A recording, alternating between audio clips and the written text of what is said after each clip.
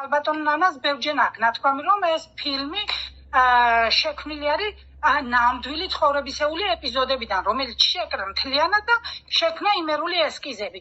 ამიტომ უჭირდა ამ ბავშვის მოძებნა ქალბატონ ნანას.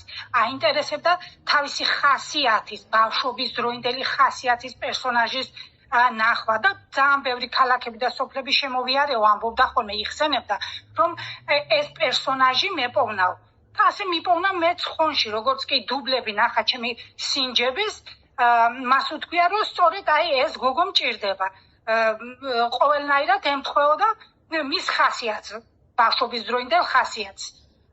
რაც შეეხება დამახასიათებელი თუ რა მახსოვს, გადაღებლის დროს მახსოვს ერთი მომენტი. ვიყავით თერჯოლაში, სასტუმროში, ვისვენებდით, რადგან თერჯოლაშიც არის გადაღებული ეს ფილმი და ხელში მეკავა ხურდაფულები და ქალბატონი ნანა მეკითხება, თუ რა არის ეს და რისთვის მჭირდება და მე კიდე ვეუბნები, რომ ეს არის 80 კაპიკი და კიდე მანეთი, შოკოლადები უნდა ვიყიდო, ჩემო მამიკო მომცა მეთქი, რომ შესვენებებზე ვიყიდო შოკოლადი და ჭამომეთქი და ქალბატონი ნანას ისე მოეწონა ეს ფრაზა.